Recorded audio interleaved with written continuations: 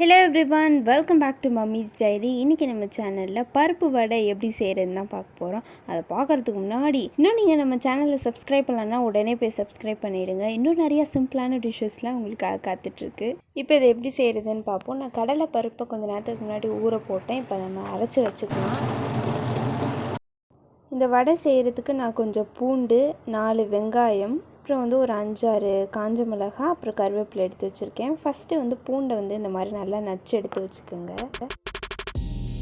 வெங்காயத்தையும் நல்லா பொடிசாக கட் பண்ணி வச்சுக்கலாம். நான் கட்டரில் போட்டு கட் பண்ணிட்டேன். அடுத்து காஞ்ச மிளகாவையும் கட் பண்ணி வச்சுக்கலாம். நம்ம ஆல்ரெடி ஊற வச்சு அரைச்ச கடலை பருப்பில் எல்லாத்தையும் ஆட் பண்ண ஆரம்பிச்சிடலாம். வெங்காயம், சோம்பு, பூண்டு, காஞ்ச மிளகா, கருவேப்பிலை, அப்புறம் தேவையான அளவு உப்பு ஆட் பண்ணி இப்போ நம்ம அரிசி மாவும் போட்டு நல்லா பிசைஞ்சு எடுத்துக்கோங்க.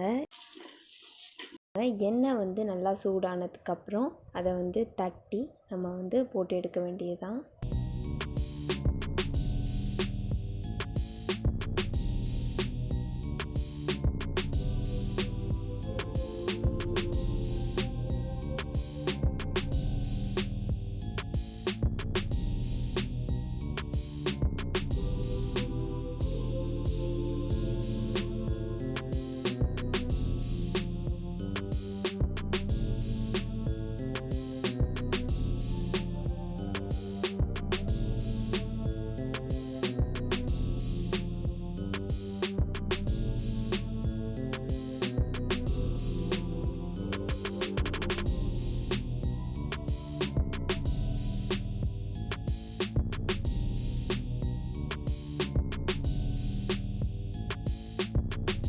அவ்வளோதான், சுட சுட வடை ரெடி ஆகிடுச்சு. அப்புறம் என்ன, எடுத்து போட்டு சாப்பிட வேண்டியது தான். இது ரொம்பவே சிம்பிளான ஒரு ஈவினிங் ஸ்நாக். நீங்களும் செஞ்சு பார்த்துட்டு எப்படி இருக்குது அப்படின்றத எனக்கு கமெண்டில் சொல்லுங்கள். இதே மாதிரியே இன்னொரு சிம்பிளான டிஷ்ஷோட அடுத்த ஃப்ரைடே நான் உங்களை சந்திக்கிறேன். இந்த வீடியோ பிடிச்சிருந்தா லைக் பண்ணுங்கள், ஷேர் பண்ணுங்கள், மறக்காமல் மம்மிஸ் டைரி சேனலுக்கு சப்ஸ்கிரைப் பண்ணுங்கள்.